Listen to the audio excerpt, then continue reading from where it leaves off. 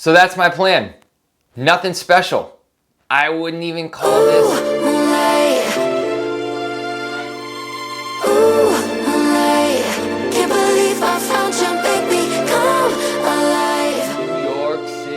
New York City. Cheers.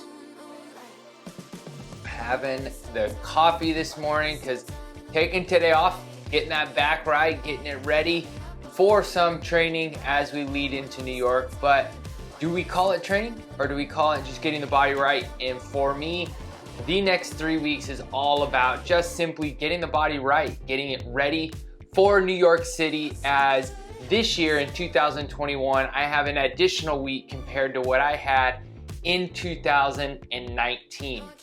2019, I did the same thing, ran Chicago Marathon.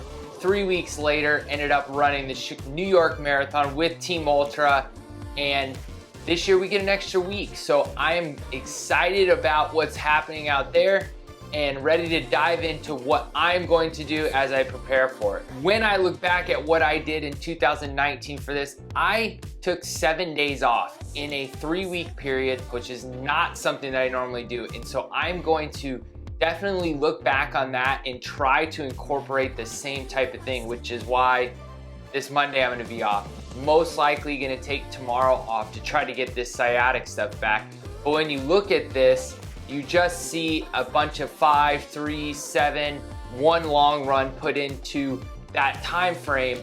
But one thing that I did notice is I had a couple times I tried to do some intervals. For example, one of these was longer repeats that I know probably shouldn't have done that and just let my body recover. That is my plan going into New York. It is not a true training block. This is not something that I do very often, but really focusing on what am I doing just to get the body right. Gonna be right around 40 miles a week, which is about half of what I was doing when I was training for the Chicago Marathon, around 80 to 85 miles. And so when we dive in and look at what do those workouts look like, what is that training plan, and it's a lot of easy work. There is nothing special about what I wrote down on this piece of paper, but for me, when I am trying to accomplish something, if I don't have it written out, it often doesn't get done.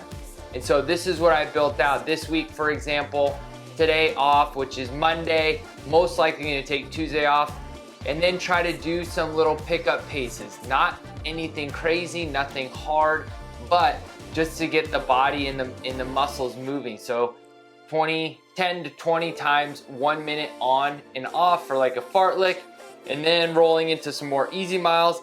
There will be a couple little pickups on the weekend, which are 4 to 7 miles around 6:30 if my back can handle it, because I would rather get to the starting line healthy.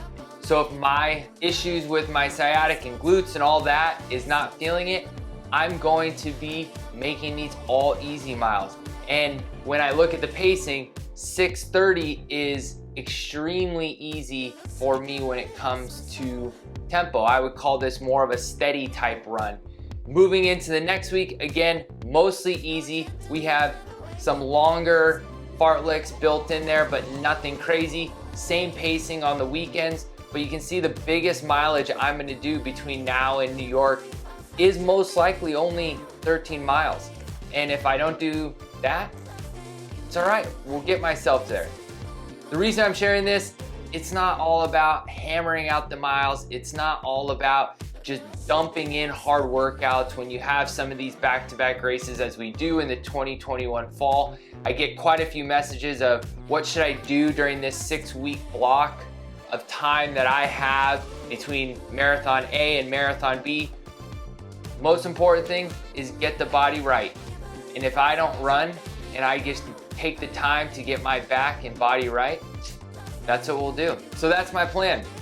Nothing special. I wouldn't even call this a plan. It's just get out and run. Get the line fresh, get to line healthy, and that's the number one goal. This week, next video, gonna bring you in what I call the super shoe of easy shoes. I just got in 60 plus miles on the Nike Invincible, and man, there is something special about this easy day shoe. We always talk about race day super shoes. This is the Easy Day Super Shoe. Talk to you soon, guys. Touching you feels